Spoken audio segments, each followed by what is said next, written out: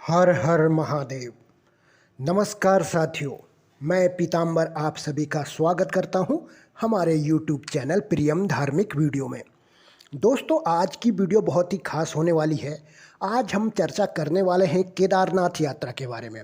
तो दोस्तों, इस वीडियो में हम जानेंगे केदारनाथ यात्रा का महत्व, मंदिर का इतिहास, पूजा करने का समय, वो केदारनाथ यात्रा कैसे करें, क्या सावधानियां बरतें और तीनों माध्यमों से यानी रेल मार्ग से, हवाई मार्ग से, वो पैदल किस तरह से जाएं, वो अन्य क्या सावधानियां बरतनी है, ये सब बातें आज इस वीडियो में होंगी। तो दोस्तों, आप सभी से अनुरोध है कि वीडियो को अपने दोस्तों तक ज़रूर शेयर करें और कमेंट बॉक्स में हर हर महादेव ज़रूर लिखते जाएं। तो देर न करते हुए वीडियो को शुरू करते हैं। दोस्तों, केदारनाथ यात्रा भारत के सबसे पवित्र तीर्थों में से एक है। केदारनाथ मंदिर भारत के 12 ज्योतिर्लिंगों में से एक है और ऐसा माना जाता है कि इस पवित्र मंदिर में भगवान शिव की पूजा करने से तीर्थयात्रियों को मोक्ष की प्राप्ति होती है। केदारनाथ मंदिर उत्तराखंड के रुद्रप्रयाग जिले में स्थित है। यह समुद्र तल से 3584 मीटर की ऊंचाई पर स्थित है। केदारनाथ के मंदिर तक पहुंचने के लिए एक कठिन यात्रा करनी पड़ती है, चूँकि नवंबर से मार्च तक सर्दियों के महीनों में भारी बर्फबारी होती है। इसलिए केदारनाथ मंदिर में हर साल केवल सीमित समय के लिए ही पहुंचा जा सकता है। अब बात कर लेते हैं केदारनाथ मंदिर के खुलने की तिथि। यदि आप केवल चार धाम यात्रा या यहाँ तक कि केदारनाथ मंदिर की योजना बना रहे हैं तो आपको मंदिर के खुलने की तारीख जानने की ज़रूरत है। केदारनाथ मंदिर के खुलने की तिथि अक्षय तृतीया पर निर्भर करती है। अक्षय तृतीया या आखा तीज वैशाख महीने में शुक्ल पक्ष की तृतीया को मनाई जाती है। अक्षय तृतीया का दिन बहुत ही शुभ माना जाता है।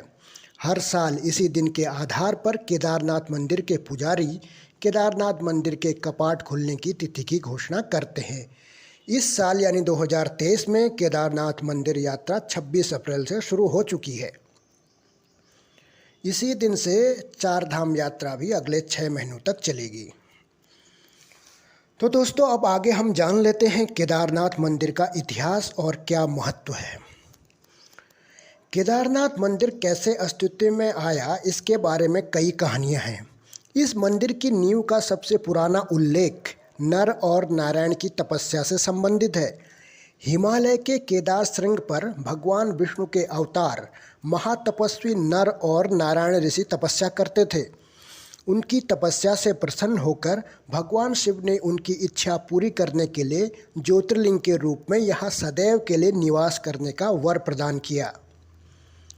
स्कंद पुराण के केदार खंड प्रथम भाग 40वां अध्याय के अनुसार युधिष्ठिर आदि पांडव गण ने गोत्र हत्या तथा गुरु हत्या के पाप से छूटने का उपाय श्री व्यास जी से पूछा।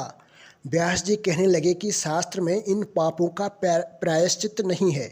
बिना केदार खंड में जाए यह पाप नहीं छूट सकते। तुम लोग वहां जाओ, निवास करने से सब पाप नष्ट हो जाते तथा वहां मृत्यु होने पर मनुष्य शिवरूप हो जाता है। यही महापंथ है।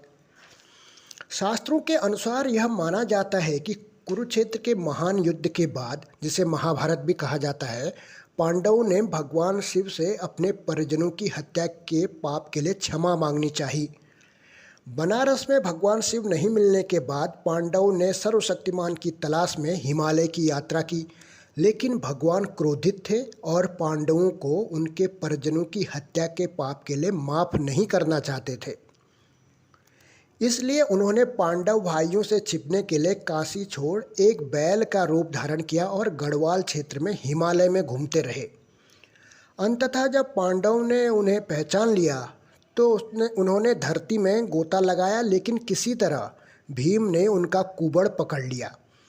बैल के अन्य अंग अन्य स्थानों पर दिखाई दिए। केदारनाथ में कुबड़, मध्य महेश्वर में नाभि, तुंगनाथ में भुजाएं, रुद्रनाथ में मुख और कल्पेश्वर में बाल। इन स्थानों को मिलाकर पंच केदार कहा जाता है। ऐसा माना जाता है कि मूल केदारनाथ मंदिर पांडवों द्वारा बनाया गया था, जहां कुबड़ दिखाया गया था। वर्तमान केदारनाथ मंदिर आदि शंकराचार्य द्वारा बनाया गया था, जिन्हें इस प्राचीन मंदिर की महिमा को बहाल करने का श्रेय दिया जाता है। दोस्तों, अब जान लेते हैं केदारनाथ मंदिर में दर्शन करने का समय और पूजा का क्रम क्या है। केदारनाथ मंदिर के कपाट प्रातः 7 बजे खुलते हैं। सुबह शिवलिंग को स्नान कराकर घी से अभिषेक किया जाता है। फिर दियों और मंत्र जाप के साथ आरती की जाती है। तीर्थयात्री आरती में शामिल होने और दर्शन करने के लिए सुबह गर्भगृह में प्रवेश कर सकते हैं।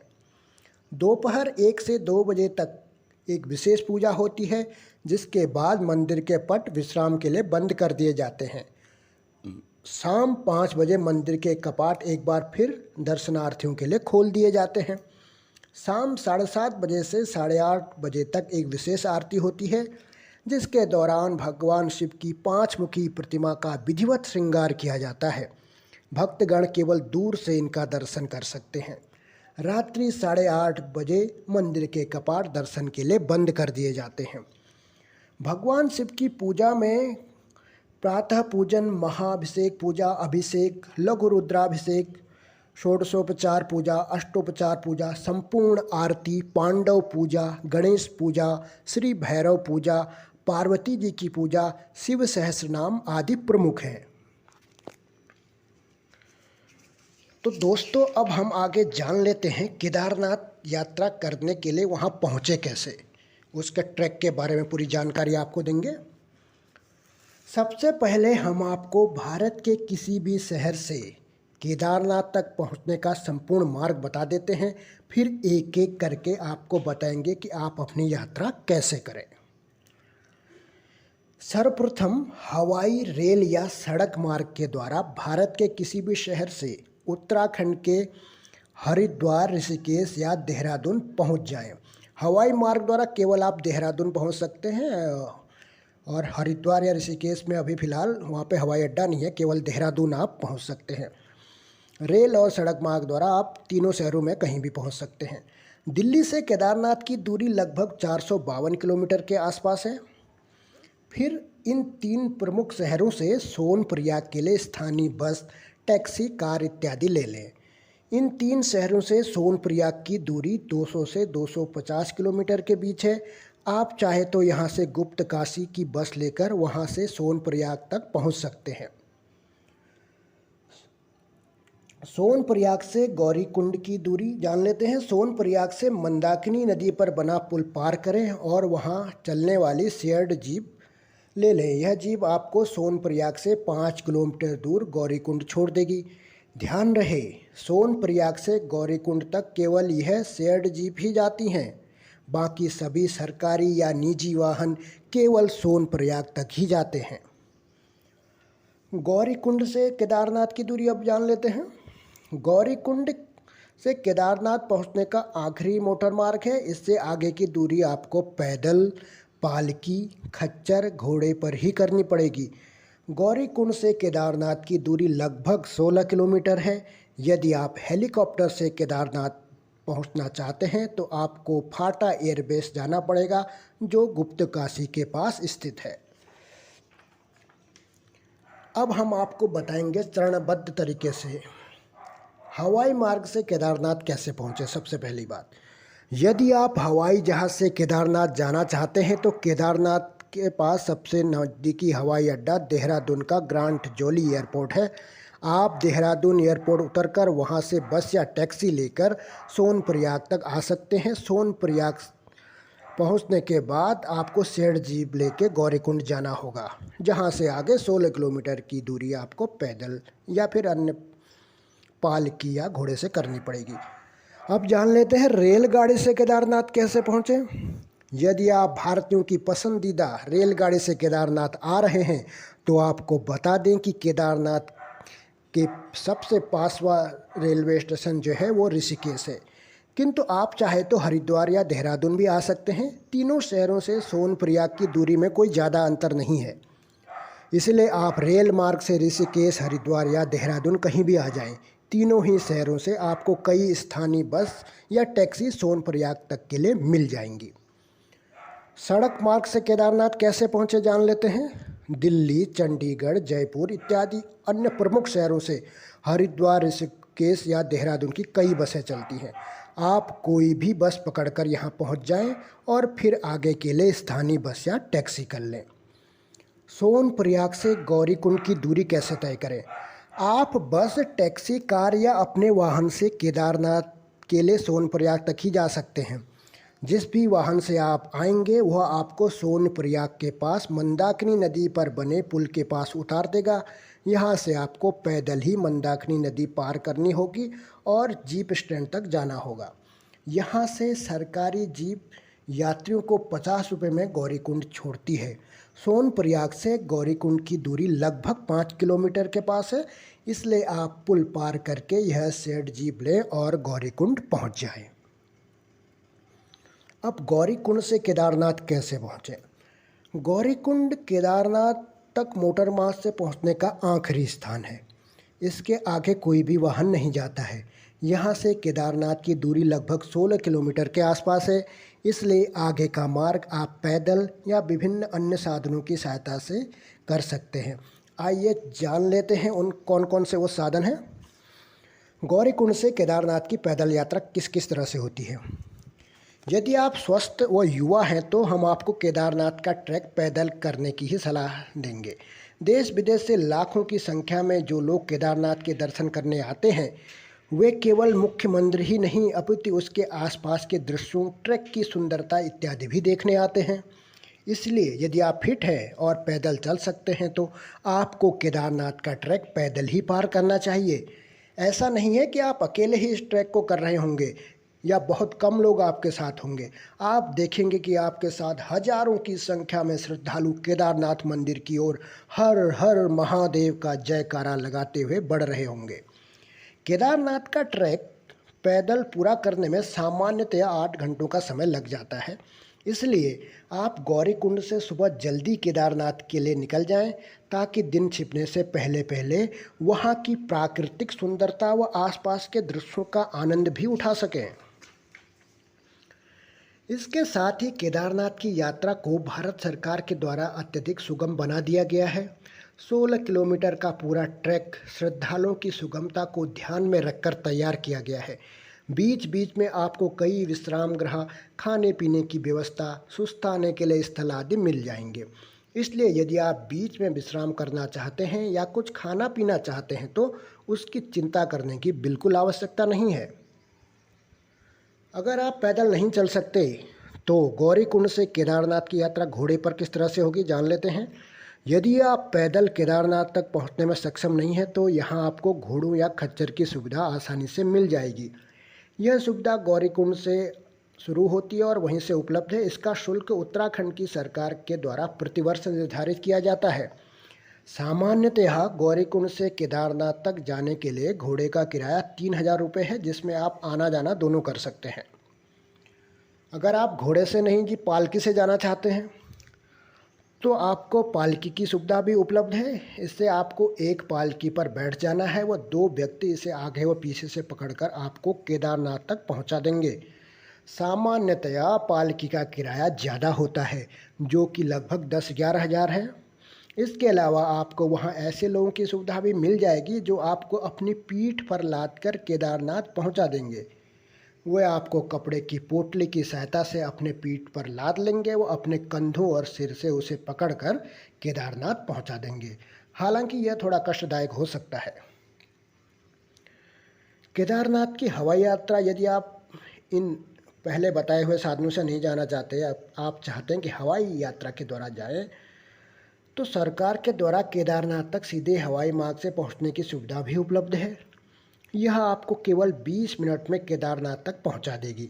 इसके लिए आपको गौरीकुंड जाने की आवश्यकता नहीं है। जब आप हरिद्वार, ऋषिकेश या देहरादून से सोनप्रयाग जाएंगे तब उसके बीच में गुप्त काशी नाम की एक जगह पड़ती है। आपको वहीं उतरना है। यहाँ से 15 किलोमीटर की दूरी पर फाटा नाम की एक जगह आती है। आप फाटा एयरबेस पहुँच जाएं, जहाँ से केदारनाथ की हेलीकॉप्टर सुविधा उपलब्ध है। आप चाहे तो केदारनाथ की हवाई सेवा की ऑनलाइन बुकिंग भी करवा सकते हैं या फिर वहां पर पहुंचकर भी बुक कर सकते हैं। इसका किराया भी प्रतिवर्ष उत्तराखंड सरकार के द्वारा निर्धारित किया जाता है। सामान्यतया फाटा से केदारनाथ का किराया 5,500 रुपये है, जिसमें आना जाना दोनों रहेगा। इसके अलावा आपको सरसी या सिरसी गांव से भी हेलीकॉप्टर की सुविधा उपलब्ध है। कुछ लोग सीधे ऋषिकेश या देहरादून से भी केदारनाथ की हवाई यात्रा करते हैं, जो कि बहुत महंगी पड़ती है। हालांकि हम यहाँ आपको केदारनाथ हवाई मार्ग से न जाकर पहले बताए हुए मार्गों से जाने को कहेंगे, क्योंकि हवाई मार्ग में आप केदारनाथ की असली सुंदरता का आनंद नहीं उठा पाएंगे। सिरसी से जो हवाई सेवा के लिए किराया है वो 5,498 रुपये निर्धारित किया गया, जिसमें आना जाना दोनों रहेगा। तो दोस्तों ये तो हमने विस्तार से बताया गया। अब शॉर्ट में बताते हैं किस तरह से जाएंगे। जैसे गौरीकुंड से आगे पड़ेगा आपको जंगल चट्टी, उसके बाद भीमबली, फिर लिंचौली, उसके बाद केदारनाथ बेस कैंप, फिर आ जाएगा केदारनाथ मंदिर। अब जब केदारनाथ यात्रा की बात हम लोग कर ही रहे थे, इसके बारे में थोड़ा जानकारी और जान लेते हैं। अब तक तो आप जान ही गए होंगे कि केदारनाथ का ट्रैक गौरीकुंड से शुरू होता है, जहां से केदारनाथ लगभग 16 किलोमीटर की दूरी पर स्थित है। केदारनाथ में ट्रैक में आपको प्राकृतिक झरने, वाटरफॉल, पहाड़ियों के सुंदर दृश्य, साथ साथ चलती मंदाकिनी नदी का बहता पानी और हिमालय की चोटियों के दृश्य, सुगंधित पुष्प, पशु पक्षी और उनके चहचहाने की आवाज़ इत्यादि देखने को मिलेगी, जो आपको रोमांचित कर देगी। गौरीकुंड से ट्रैक करते हुए आप सबसे पहले जंगल चट्टी नाम की जगह पर पहुंचेंगे, जो कि लगभग 4 किलोमीटर दूर है।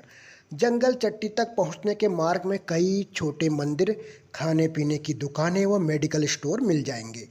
जंगल चट्टी से आगे चलने पर भीमबली पहुंचेंगे, जिसके लिए आपको मंदाकिनी नदी के ऊपर बने पुल को पार करके उस ओर जाना होगा। अर्थात अब तक ट्रैक में मंदाकिनी नदी आपके दाईं ओर बह रही होगी, लेकिन भीमबली के मार्ग से यह नदी आपके बाईं ओर हो जाएगी। भीमबली जंगल चट्टी से 3 किलोमीटर की दूरी पर है। भीमबली से आगे 4 किलोमीटर की दूरी पर लिंचौली नामक जगह आएगी। यहाँ आपको कई रेस्टोरेंट, विश्राम गृह व दुकानें मिल जाएंगी। इस बात का ध्यान रखें कि जैसे जैसे आप ऊंचाई वाले स्थानों पर पहुंचते जाएंगे, वैसे वैसे चीज़ों के दाम बढ़ते जाएंगे। लिंचौली से 4 किलोमीटर की दूरी पर केदारनाथ बेस कैंप है। यहाँ से केदारनाथ मंदिर की दूरी लगभग 1 किलोमीटर के आसपास है। केदारनाथ मंदिर पहुंचकर वहाँ कुछ समय बिताएं। ज़्यादातर भक्त उसी दिन वापस लौटने की बजाय वहीं रुकना पसंद करते हैं। इसके लिए केदारनाथ बेस कैंप पर ही उत्तराखंड सरकार के द्वारा गढ़वाल मंडल विकास निगम यानी GMVN ने रुकने व विश्राम करने की सुविधा उपलब्ध है। गढ़वाल मंडल विकास निगम के द्वारा आपको धर्मशाला, कैंप, होटल इत्यादि सभी प्रकार की सुविधाएं मिल जाएंगी। गढ़वाल मंडल की यह सुविधा केदारनाथ बेस कैंप, लिंचौली व गौरीकुंड तीनों जगहों पर उपलब्ध है। आप चाहे तो इसकी बुकिंग पहले ही करवा सकते हैं, और हम आपको सलाह देंगे कि पहले ही बुकिंग करवा लें, ताकि ज़्यादा परेशानी न हो, क्योंकि वहाँ लाखों की संख्या में भक्तगण पहुँच लेते हैं। इसलिए अच्छा रहेगा कि पहले ही आप बुकिंग करवा लें। इसके अलावा भी आपको वहाँ पे कई निजी कैंप पर रहने की अन्य सुविधाएं भी मिल जाएंगी। तो ये तो दोस्तों हमने जान लिया, लगभग पूरा केदारनाथ यात्रा का विवरण हमने जान लिया है। और लास्ट में कुछ बातें और जान लेते हैं, वहाँ पे क्या क्या चीज़ें आपको ले जानी ज़रूरी होती हैं। देखिए भक्तों, केदारनाथ में मौसम बदलते रहता है, इसलिए हमेशा ध्यान रखें, गर्म कपड़े ज़रूर साथ में रखें, और साथ में रेनकोट, छड़ी और पर्याप्त कैश ज़रूर में रखें, और साथ में ट्रैकिंग शूज भी ले जाएं, ताकि आपको चढ़ने व उतरने में आसानी हो। तो दोस्तों, आशा करता हूँ आपको वीडियो पसंद आई होगी। इस वीडियो को अपने दोस्तों के साथ अवश्य शेयर करें और चैनल को सब्सक्राइब जरूर करें, क्योंकि दोस्तों अच्छी बातें सभी तक पहुंचनी चाहिए। मिलते हैं अगली वीडियो में, तब तक के लिए हर हर महादेव।